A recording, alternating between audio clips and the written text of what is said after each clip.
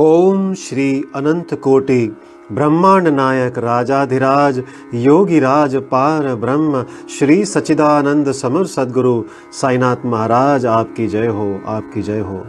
बाबा, आज श्री साई सचरित्र का अध्याय 12। हे मेरे मालिक, हे सद्गुरु, अपनी कृपा करो, अपना आशीर्वाद दो कि यह पाठ सब भक्तों के चित्त में उतरे।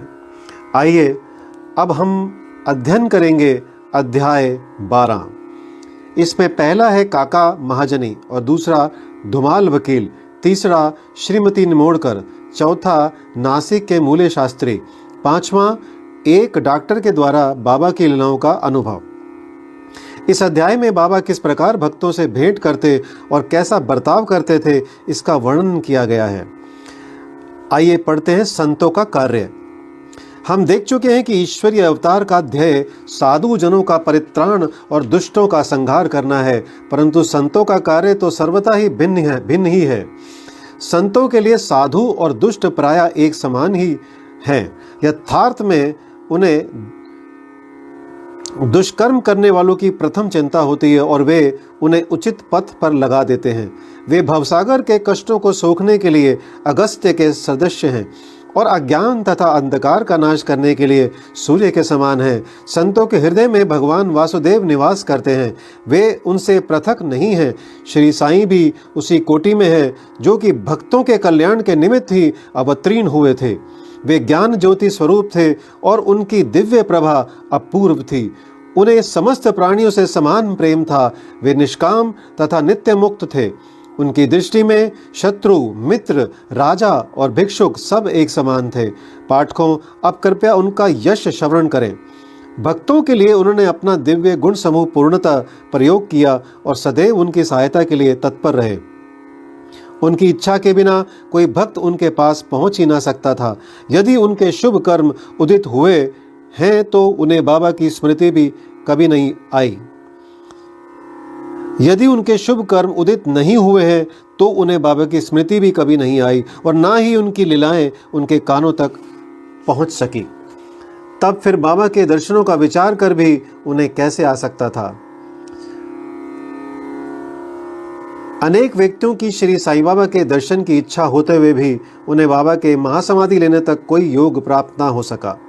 अतः ऐसे व्यक्ति जो दर्शन लाभ से वंचित रहे हैं, यदि वे श्रद्धापूर्वक साईं लीलाओं का अवशरण करेंगे तो उनकी साईं दर्शन की इच्छा बहुत कुछ सीमा तक तृप्त हो जाएगी। भाग्यवश यदि किसी को किसी प्रकार बाबा के दर्शन हो भी गए तो वह वहां अधिक ठहर ना सका। इच्छा होते हुए भी केवल बाबा की आज्ञा तक ही वहां रुकना संभव था और आज्ञा होते ही स्थान छोड़ देना आवश्यक हो जाता था। अतः यह सब उनकी शुभ इच्छा पर ही अवलंबित था। अब जानते हैं काका महाजनी। एक समय काका महाजनी बंबई से शिरडी पहुंचे। उनका विचार एक सप्ताह ठहरने और गोकुल अष्टमी उत्सव में सम्मिलित होने का था। दर्शन करने के बाद बाबा ने उनसे पूछा, तुम कब वापस जाओगे? उन्हें बाबा के इस प्रश्न पर आश्चर्य सा हुआ। उत्तर देना तो आवश्यक ही था, इसलिए उन्होंने कहा कि जब बाबा आज्ञा दें। बाबा ने अगले दिन जाने को कहा। बाबा के शब्द कानून थे जिनका पालन करना नितांत आवश्यक था। काका महाजनी ने तुरंत ही प्रस्थान किया। जब वे बंबई में अपने ऑफिस में पहुंचे तो उन्होंने अपने सेठ को अति उत्सुकता पूर्वक प्रतीक्षा करते पाया। मुनीम के अचानक ही अस्वस्थ हो जाने के कारण काका की उपस्थिति अनिवार्य हो गई थी। सेठ ने शिरडी को जो पत्र काका के लिए भेजा था वह बंबई के पते पर उनको वापस लौटा दिया गया। अब पढ़ते हैं भाऊ साहेब धुमाल। अब एक विपरीत कथा सुनिए। एक बार भाऊ साहेब धुमाल एक मुकदमे के संबंध में निफाड़ के न्यायालय को जा रहे थे। मार्ग में वे शिरडी उतरे। उन्होंने बाबा के दर्शन किए और तत्काल ही निफाड़ को प्रस्थान करने लगे, परंतु बाबा की स्वीकृति प्राप्त ना हुई। उन्हें शिरडी में एक सप्ताह और रोक लिया। इसी बीच में निफाड़ के न्यायाधीश उदर पीड़ा से ग्रस्त हो गए। इस कारण उनका मुकदमा किसी अगले दिन के लिए बढ़ाया गया। एक सप्ताह बाद भाऊ साहब को लौटने की अनुमति मिली। इस मामले की सुनवाई कई महीनों तक और 4 न्यायाधीशों के पास हुई। फलस्वरूप धुमाल ने मुकदमे में सफलता प्राप्त की और उनका मुवक्किल मामले में बरी हो गया। अब पढ़ते हैं श्रीमती निमोड़कर। श्री नाना साहब निमोड़कर, जो निमोड़ के निवासी और अवैतनिक न्यायाधीश थे, शिरडी में अपनी पत्नी के साथ ठहरे हुए थे। निमोड़कर तथा उनकी पत्नी बहुत सा समय बाबा की सेवा और उनकी संगति में व्यतीत किया करते थे। एक बार ऐसा प्रसंग आया कि उनका पुत्र बेलापुर में रोग से पीड़ित हो गया। तब उसकी माता ने वहां जाकर अपने पुत्र और अन्य संबंधियों से मिलने तथा कुछ दिन वहीं व्यतीत करने का निश्चय किया, परंतु श्री नाना साहब ने दूसरे दिन ही उन्हें लौट जाने को कहा। वे असमंजस में पड़ गई कि अब करना क्या चाहिए, परंतु बाबा ने सहायता की। शिरडी से प्रस्थान करने के पूर्व वे बाबा के पास गई। बाबा साठेवाड़ा के समीप नाना साहब और अन्य लोगों के साथ खड़े हुए थे। उन्होंने जाकर चरण वंदना की और प्रस्थान करने की अनुमति मांगी। बाबा ने उनसे कहा, शीघ्र जाओ, घबराओ नहीं। शांत चित्त से बेलापुर में 4 दिन सुखपूर्वक रहकर सब संबंधियों से मिलो और तब शिरडी आ जाना। बाबा के शब्द कितने सामयिक थे। श्री निमोड़कर की आज्ञा बाबा द्वारा रद्द हो गई। अब पढ़ते नासिक के मूले शास्त्री यानी ज्योतिषी। नासिक के एक कर्मनिष्ठ अग्निहोत्र ब्राह्मण थे जिनका नाम मूले शास्त्री था। इन्होंने 6 शास्त्रों का अध्ययन किया था और ज्योतिष तथा सामुद्रिक शास्त्र में भी पारंगत थे। वे एक बार नागपुर के प्रसिद्ध करोड़पति श्री बापू साहेब बूटी से भेंट करने के बाद अन्य स्वजनों के साथ बाबा के दर्शन करने मस्जिद में गए। बाबा ने फल बेचने वाले से अनेक प्रकार के फल और अन्य पदार्थ खरीदे और मस्जिद में उपस्थित लोगों में उनको वितरित कर दिया। बाबा आम को तो इतनी चतुराई से चारों ओर दबा देते थे कि चूसते ही संपूर्ण रस मुंह में आ जाता तथा गुठली और छिलका तुरंत फेंक दिया जाता था।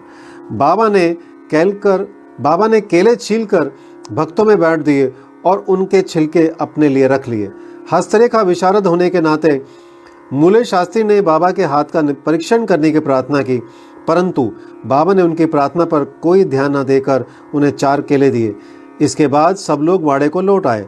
अब मूले शास्त्री ने स्नान किया और पवित्र वस्त्र धारण कर अग्निहोत्र आदि में जुट गए। बाबा भी अपने नियम अनुसार लैंडी को रवाना हो गए। जाते जाते उन्होंने कहा कि कुछ गैरू लाना, आज भगवा वस्त्र रंगेंगे। बाबा के शब्दों का अभिप्राय किसी की समझ में न आया। कुछ समय के बाद बाबा लौटे। अब मध्याह्न बेला की आरती की तैयारियां प्रारंभ हो गई थी। बापू साहब जोग ने मूले से आरती में साथ करने के लिए पूछा। उन्होंने उत्तर दिया कि वे संध्या समय बाबा के दर्शन को जाएंगे। तब जोग अकेले ही चले गए। बाबा के आसन ग्रहण करते ही भक्त लोगों ने उनकी पूजा की। अब आरती प्रारंभ हो गई। बाबा ने कहा, उस नए ब्राह्मण से कुछ दक्षिणा लाओ। बूटी स्वयं दक्षिणा लेने को गए और उन्होंने बाबा का संदेश मूले शास्त्री को सुनाया। वे बुरी तरह घबरा गए। वे सोचने लगे कि मैं तो एक अग्निहोत्र ब्राह्मण हूँ, फिर मुझे दक्षिणा देना क्या उचित है। माना कि बाबा महान संत हैं, परंतु मैं उनका शिष्य नहीं हूँ। फिर भी उन्होंने सोचा कि जब बाबा सरीखे महान संत दक्षिणा मांग रहे हैं और बूटी सरीखे करोड़पति लेने को आए हैं, तो वे अवहेलना कैसे कर सकते हैं। इसलिए वे अपने कृत्य को अधूरा ही छोड़कर तुरंत बूटी के साथ मस्जिद को गए। वे अपने को शुद्ध और पवित्र तथा मस्जिद को अपवित्र जानकर कुछ अंतर से खड़े हो गए और दूर से ही हाथ जोड़कर उन्होंने बाबा के ऊपर पुष्प फेंके। एकाएक उन्होंने देखा कि बाबा के आसन पर उनके कैलाशवासी गुरु घोलप स्वामी विराजमान हैं। अपने गुरु को वहां देखकर उन्हें महान आश्चर्य हुआ। कहीं यह स्वप्न तो नहीं है? नहीं, यह स्वप्न नहीं है, मैं पूर्ण जागृत हूँ। परंतु जागृत होते हुए भी मेरे गुरु महाराज यहाँ कैसे आ पहुँचे? कुछ समय तक उनके मुंह से एक भी शब्द न निकला। उन्होंने अपने को चिकोटी ली और पुनः विचार किया, परंतु वे निर्णय ना कर सके कि कैलाशवासी गुरु घोलप स्वामी मस्जिद में कैसे आ पहुँचे। फिर सब संदेह दूर करके वे आगे बढ़े और गुरु के चरणों पर गिरकर हाथ जोड़कर स्तुति करने लगे।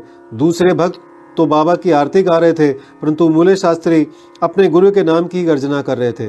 फिर सब जाति पाति का अहंकार तथा पवित्रता और अपवित्रता की कल्पना त्याग कर वे गुरु के श्री चरणों पर पुनः गिर पड़े। उन्होंने आंखें मूंद ली, परंतु खड़े होकर जब उन्होंने आंखें खोली तो बाबा को दक्षिणा मांगते हुए देखा। बाबा का आनंद स्वरूप और उनकी अनिवर्चनीय शक्ति देख मूले शास्त्री आत्मविस्मृत हो गए। उनके हर्ष का पारावार न रहा। उनकी आंखें अश्रुपूरित होते हुए भी प्रसन्नता से नाच रही थी। उन्होंने बाबा को पुनः नमस्कार किया और दक्षिणा दी। मूले शास्त्री कहने लगे कि मेरे सब संशय दूर हो गए। आज मुझे अपने गुरु के दर्शन हुए। बाबा की अद्भुत लीला देखकर सब भक्त और मूले शास्त्री द्रवित हो गए।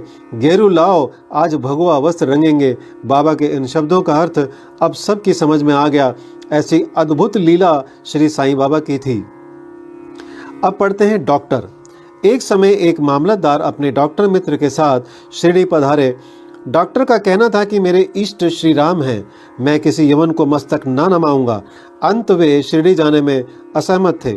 मामलतदार ने समझाया कि तुम्हें नमन करने को कोई बात देना करेगा और ना ही तुम्हें कोई ऐसा करने को कहेगा, अतः मेरे साथ चलो, आनंद रहेगा। वे शिरडी पहुंचे और बाबा के दर्शन को गए, परंतु डॉक्टर को ही सबसे आगे जाते देख और बाबा की प्रथम चरण वंदना करते देख सबको बड़ा विस्मय हुआ। लोगों ने डॉक्टर से अपना निश्चय बदलने और इस भांति एक यवन को दंडवत करने का कारण पूछा। डॉक्टर ने बतलाया कि बाबा के स्थान पर उन्हें अपने प्रिय इष्ट देव श्री राम के दर्शन हुए और इसलिए उन्होंने नमस्कार किया। जब वे ऐसा कह ही रहे थे तभी उन्हें साईं बाबा का रूप पुनः दिखने लगा। वे आश्चर्यचकित होकर बोले, क्या ये स्वप्न है? ये यवन कैसे हो सकते हैं? अरे यह तो पूर्ण योग अवतार हैं। दूसरे दिन से उन्होंने उपवास करना प्रारंभ कर दिया। उन्होंने प्रतिज्ञा की कि जब तक बाबा स्वयं बुलाकर आशीर्वाद नहीं देंगे तब तक मस्जिद में कदापि न जाऊंगा। इस प्रकार 3 दिन व्यतीत हो गए। चौथे दिन उनका एक इष्ट मित्र खानदेश से शिरडी आया। वे दोनों मस्जिद में बाबा के दर्शन करने गए। नमस्कार होने के बाद बाबा ने डॉक्टर से पूछा, आपको बुलाने का कष्ट किसने किया? आप यहाँ कैसे पधारे? यह प्रश्न सुनकर डॉक्टर द्रवित हो गए और उसी रात्रि को बाबा ने उन पर कृपा की। डॉक्टर को निद्रा में ही परमानंद का अनुभव हुआ। वे अपने शहर लौट आए तो भी उन्हें 15 दिनों तक वैसा ही अनुभव होता रहा। इस प्रकार उनकी साईं भक्ति कई गुना बढ़ गई। उपयुक्त कथाओं की शिक्षा विशेषता मूले शास्त्री की यही है कि हमें अपने गुरु में दृढ़ विश्वास होना चाहिए। अगले अध्याय में बाबा की अन्य लीलाओं का वर्णन होगा। श्री सद्गुरु साईनाथ प्रणमस्तु। शुभम भवतु। ओम साई राम।